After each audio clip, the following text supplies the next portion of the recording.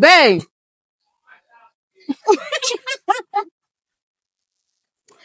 Come on, trago mini podcast.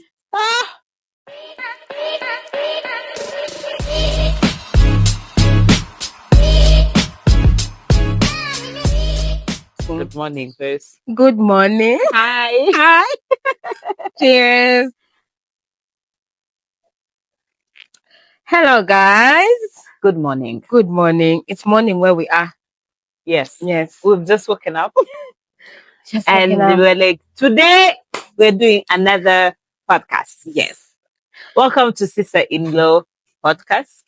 Welcome. And thank you very much for watching the previous shows. Yes. We're here because of you. What do you have to tell them? Now, we've had such a good week, an amazing week. Yeah. The highlight of the week is that she's a Mugore now. Yes. What So, is it? it's no longer in the rumors. Yes. It's out there. Yes. My man is officially taken. Okay? Anyone who wants to come and do whatever they need, you are a Penina. You're in the wrong. You're a Jezebel. Yes. Okay? So how are you feeling? Oh my God, I don't know how to say. I feel like it hasn't hit me that much, Mm-hmm. but I feel like I'm getting there. One day in town, I Amazing. stood up. I was like, "Rich, wait a minute. You're about to be someone's wife." Yes. That thing hits really hard. Eh? Yes, it But does. guess what? It's what I've been wanting, and Aw. I'm happy. Oh, you're happy. Yes. Oh, finally, this ring. This ring, It's we showed you the bling in the first episode. It's still blinging, okay? you now get it. Oh, congratulations. Thank you very much. Congratulations. I Thank know you you very have been doing long distance for quite some time. Yeah. And It's almost now 2 years. yeah, it's almost 2 years. Yeah. It's not everyone's cup of tea to do long distance. So I Not encourage everyone. you. I know you're strong. Me, I said, God, meaning God, let that car pass me. Okay? Because me, I know myself, but I congratulate you. You guys welcomed us so well. Thank you very much. There was drinks, there was food, there was ambience. Like it wasn't even a point. I don't know what that was. It was a dinner. it was Should I say everything? Yeah. It was not even a pedot, because normally pedot, they don't dance, they don't No. do those things, but we did them. And the way I think there's an Instagram video coming out. Yes. There's someone who was recording us and everything like Yes. that. I'll tell you 3 of the highlights. Okay? Uh-huh. The first highlight is that you are looking so amazing. I will insert the pictures here with your permission. Thank you She very looked much. amazing. Oh my you. goodness, you could see her and you're like, wow. Okay? Yes. And the second highlight is that you provided live for your man to watch it live. Yes. So he was present technically. Okay? Yes. Through the technologies, he was there. So that was so considerate. And we also of you. celebrated his birthday. That's the third highlight, honey. Yeah, so she brought out the whole birthday. So she was like, everybody, you're going to celebrate my man's birthday. Okay? You have to celebrate it. And we obeyed. We obeyed and celebrated. So, wow. Yeah. That was a wild day. It was a nice day. The following I can't wait for the other ceremonies. Yes. I can't wait. She will just keep surprising you guys. Don't be in the comment that when is it?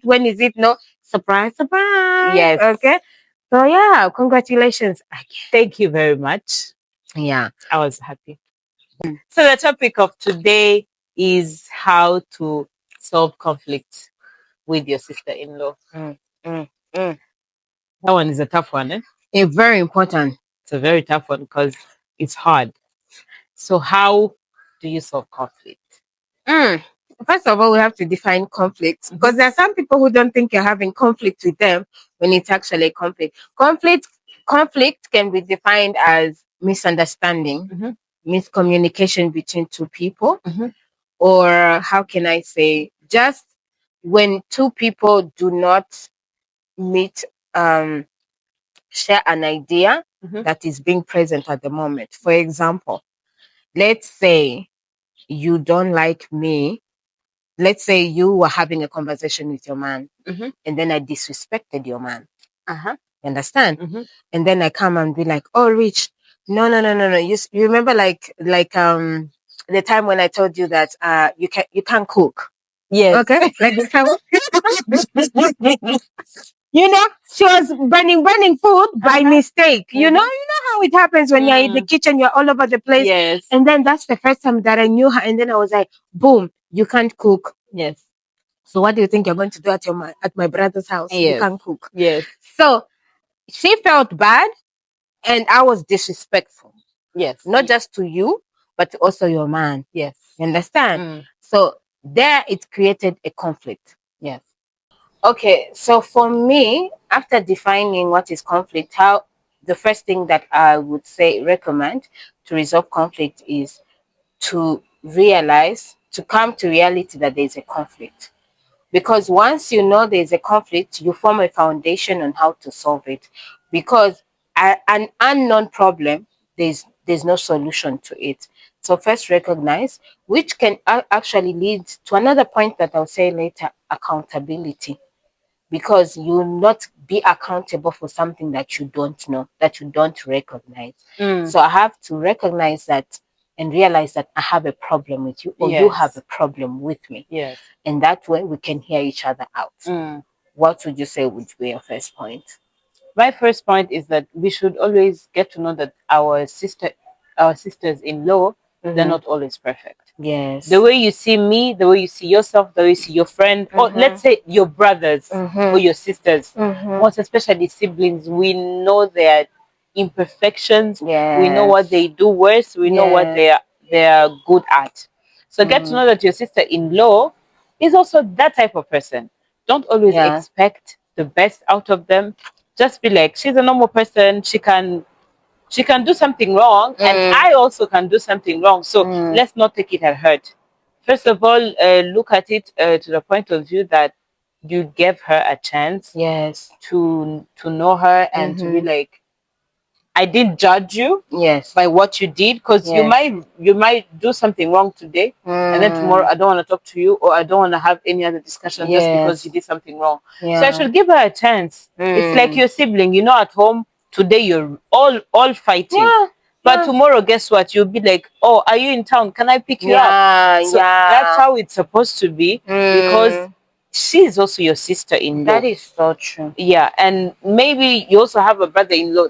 He is also your brother-in-law. So take them as the siblings, because traditionally, they are your siblings. They're your siblings. They come with whoever you are with, whether it's the female partner or the male partner. I would say that's a very good point. As human beings, we tend to think just because I'm perfect in certain ways, everyone is perfect in those ways. And seeing a person, the other person as a human being, will lead to understanding. Like, you understand where that person is coming from. Yes. And my second point I would say is that after recognizing that there's a problem, you should create space for forgiveness before you even have a conversation.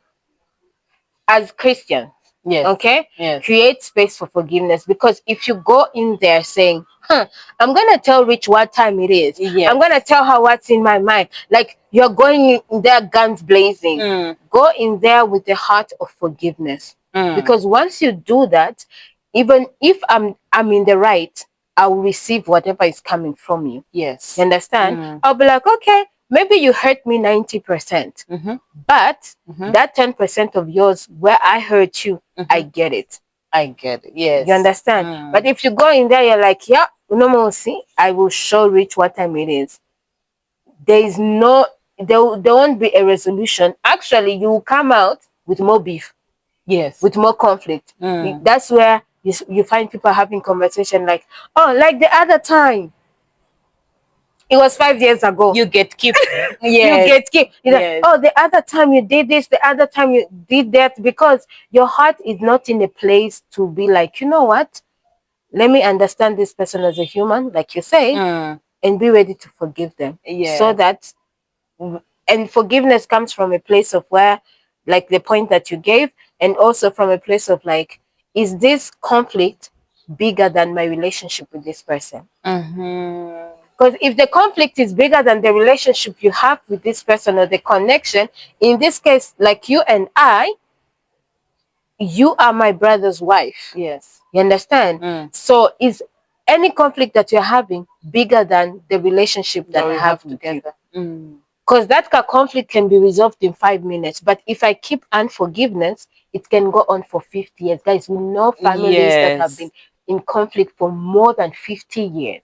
Next thing you know, your children cannot enter your sister-in-law's. Yes. That's 50 years of unforgiveness. Imagine. And God gives you chances. And we should break those curses. Yes. I feel like they're curses, because tell me why you'll be like, this is my sibling, but my children cannot enter his house. So you think there's generational conflict curses? Yes, because let me not lie to you. There are families who cannot, let's say, who don't have that generational curse of not hating each other. Yes. But you find that they have a generational curse of finances. Yes. You get the point. You find that this one is more wealthy, I'm very poor, and she can't help me out. There are others who have generational curses of every child that comes in that family, they take drugs. Yes. So literally, it's a generational curse. Yeah. So among the points I wanted to say is that sit down and look at your family, his background and your background. Very good point. What was the dynamics? The dynamics in there, and then get to sit down, pray about it. Yes. So if you know your family or your in-laws family, they have a problem with communication or understanding each other, girl, that's a very good point. You gotta make it, because that's a very good point. Yes. I never thought of it that way. You can enter a family where it's always conflict. Like they don't have a good way of communicating. And then you'll be like, you know what, I'll show you guys. No, don't show them. Try to do your best. At least don't be among the people that are cursed. Come on now. You should actually be the one praying for them. Yes. That's one way of resolving conflict, because it goes back to the point that I gave. Like, if you don't see that there's a problem, now you recognize, like, oh, I'm in a family where they're always fighting. So how should I go about when I see that there's like a fire starting? I should recognize, like, boom, there we go. And then know how to move around that. That's a very good point, Rich. Most of the time we enter families, we don't do a background check. Okay, we don't do background check. Yes, we don't do background checks because we're so in love with the man, or we're so in love with the woman. But in this case, it's about sisters-in-law. We're so in love with the man that we are blind to the BS. Yes. Okay, we can't curse on this. We are blind to the BS that you're like, no, it's okay. But then when you go and do research, you find there's a brother that has been distant for 50 years. You're like, how can someone be distant for 50 years? Imagine. There should have happened something. You understand? So that's a very good point. I think my third point is that, were you finished with your point? Not yet. Okay, finish. There's something I wanted to say. Yes. Not everything is a curse.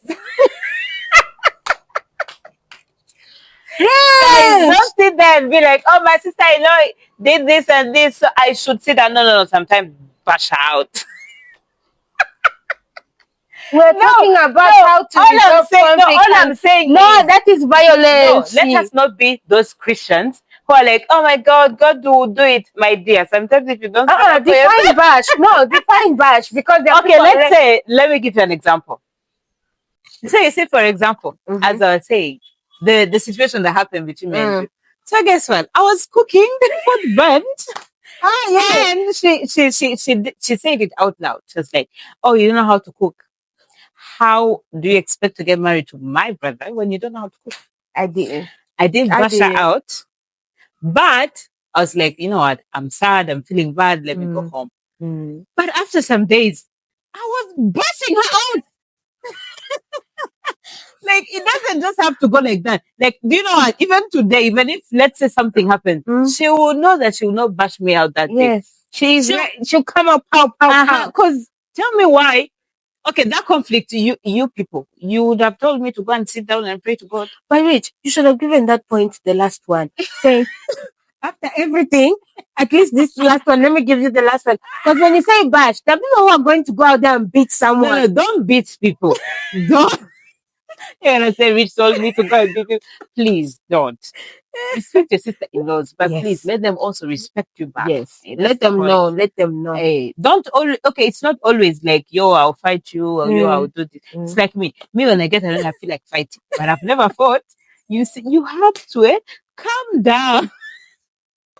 So let me ask you. You've always wanted to say that, eh? You've always wanted to now I'm saying it on screen. I feel like the burden has gone out.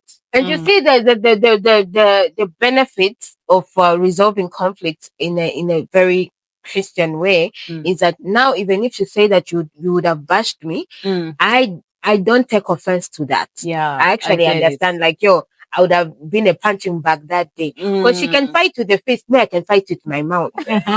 So that's it how could have God. been like she punches me and then me I say a word. It have been chaos. So I get what you're saying. And to piggyback on that, my third point is that the one that I was saying, what value do you give to the relationship? So that's my third point of resolving conflict, is to have self-reflection of think, what does Rich mean to me? Yes. What does her relationship mean to me? Yes. What is the relationship in this case in my case? What does a relationship with my brother mean? What does my brother mean to me? Once you define those things, it's easy for you to be like, okay, let me go on the route of resolving this conflict. You understand? And in that same breath, I can say also I can say this is a fourth point, have a conversation with, like me in my case, I have to have a conversation with Gandhi and ask him, like, what do you think? How do you feel?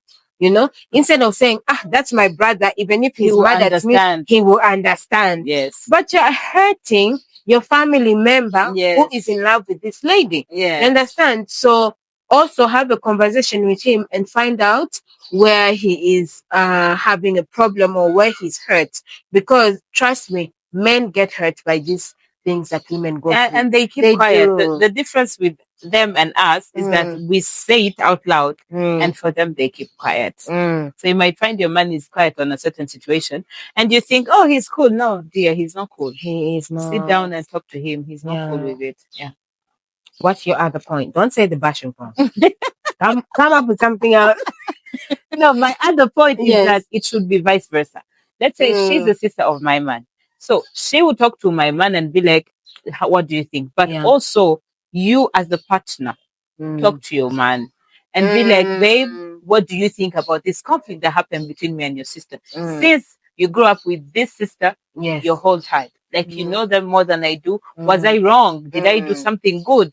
So I think like communication is the key. You should communicate to him and be like, babe, you know my weak point. This is how I am. If they try me here, I'll go mad. So babe, what do I do? What can I do? And all that. Yeah. And after that, you sit down, since he's your man, their siblings, he will know how to tell you that, you know what, with Nadine, take her out. Everything will be done. So that's how you get to resolve the conflict. That's a very good point, to involve the men. Yes, to involve the men, especially because they have wisdom. There's a reason why they're taking you on a journey with the vision. So they know better. Yeah. I remember when there's a certain conflict that we had. I think we'll talk about it another day, right? With every party involved. I remember very well that the people who were coming out with wisdom were our men. Hey, yes. We wanted to be like, rah, rah, rah, pow, pow, pow, going out, pow, pow, pow. Yes. But the people who are like bringing wisdom and knowledge to the whole situation. Man. Shout out to you guys. Yes.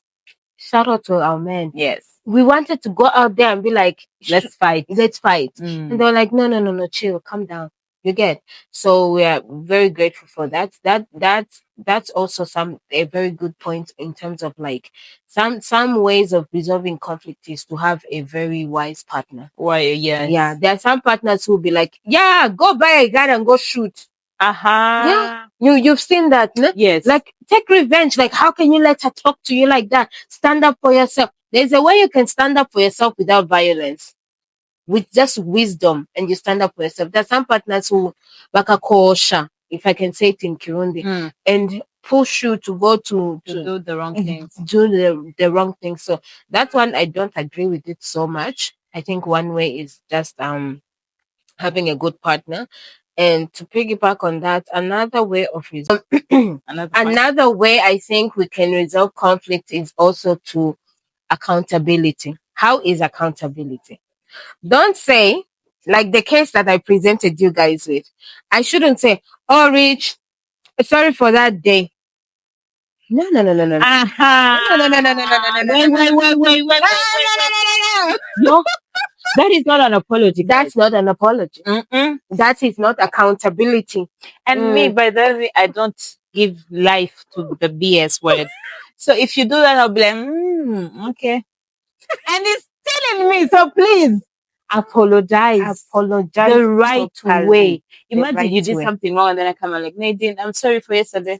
And then you just move on. I'm like, what's that? What did you do yesterday? What if 1,000 things were wrong? And you're saying, I'm sorry for yesterday. I'm sorry for yesterday. How I should, if I look at the situation, how I should have, the way I came to you, I should have apologized. Like the first time I didn't apologize well. Maybe how I should have apologized. Actually, how I should have apologized was like, Rich, what happened the other day was fully my fault. I take accountability for the comments that I made and specify the comments that I made that you do not know how to cook. And that is how you're going to be as a wife in your husband's house. I hurt your feelings. See how that is nice? I hurt your feelings and I take full accountability for how I made you feel. Yes. And then this is the part what you should add. This is a very important part. How would you like for us to move forward? Anything that you tell me, I will receive it. I shouldn't tell Rich how we should move forward. She is the one that is offended. She should be the one to dictate how we move forward. Not to come and be like, oh, now let's go out. No. You don't know if Rich has already received your forgiveness. Continue. I know and then another point, if she comes and apologizes, all those words, since that day I didn't speak. If today I bust you out by you asking for forgiveness, you should understand. Yes. Do you get the point? Yes. You should understand because I didn't get my time to take things off. I shouldn't be like, but I asked for forgiveness. Hey. No. So if today I be like, by the way, Nadine, if I don't know how to cook, you don't know how to wash. You get the point? I should receive it. So don't be like, but Rich, why are you insulting me after I apologize? Please give me also time. I gave you time. Yes. Give me time. Yes. This is what I felt in me. And then after that, I'll also come and apologize. That's how it is. We are human beings. We feel like we should take things off. So take things off and take accountability. That one is accountability. Because there are some people who apologize just to finish the conflict. Yeah. No, you are just putting it under the carpet. No, we want to make sure that and let me tell you, mature forgiveness or accountability in this case, it builds honest relationships. Because you'll be like, you know what? Nadine does actually see what she hurt me. Let me actually give her a chance. Yes. But then if you're those people who apologize, oh, yesterday I know what I did. I'm sorry now, Rich. No, we are friends. You know, it will create in Rich that thing of like, you know what? Nadine, she's not the person to apologize. Like, let's just move on. That's how she is. You understand? But if I apologize properly and take accountability, I put you in a space where even if I hurt you tomorrow, I've created a safe space for you to come and tell me, like, by the way, Nadine, that thing really hurt me. And then I'll be in a place to be like, oh, really? I didn't know. You understand? That's how you resolve conflict, guys. Conflict is not about winning a case. First of all, both of you have lost the case if there's a conflict already. Yes. And there's no one who's right. There's no one who's wrong. Yes. Just know that maybe if Nadine did this, probably I was also wrong. Yes. The fact that something of hers burnt, maybe I had a part of being wrong. But she also had a part of insulting me. Yes. So no one is right. No one is right. But take accountability of everything that you do. Mm-hmm. And I think one last point that I have to resolve the conflict, pray about it. That should have been the first point, but let's finish with God, okay? Yes. Pray about it. Because if you don't pray about it, Satan will use it as a tool to separate families. And once families are separated, the devil has separated families. Once the families are separated, the community is separated, the country as a whole is separated. So make sure that you pray about it so that God can give you the wisdom. In her case, let's say she should pray about it so that God can reduce the anger. Yes. Because we are human beings, we get angry. The anger especially. Yeah. And then on my side, God should soften my heart should humble me, not soften my heart, humble me to be in a place where I'm like, Rich, I see you. I recognize what I did and I apologize for it. You see, because pride will make you not apologize or even have a conversation at all. And then last but not least, tell each other how to move forward. Set boundaries. I think that's a topic for another day, right? That's a long one. Because I know how she's talking on boundaries. Mama way. How to have boundaries in sisterhood. That one Go mama way. When an African says mama way, just know what time it is, okay? So yeah, that's all do you have anything else to say? Not really. Yeah. I think that is enough. But I know you guys have a lot to say, have a lot to tell us. Tell us how you resolve those conflicts. Yeah. Tell us something that we didn't mention. Tell us how it happened on your side. Yes. Thank you so much for watching this video. Why are you not hyped? Thank you guys. Thank you very much for watching this video. Put you in a state of like, oh my God, what's this? Yeah. But thank you for watching our video. Keep on subscribing. Guys, we love you and we love your support. Yes. And we're such a small channel, but the message that we're trying to put out there is to bring families back together. Yes. And thank you for everything. Like, subscribe, share. And if you have a sister-in-law that you're having, send her this video. Yes.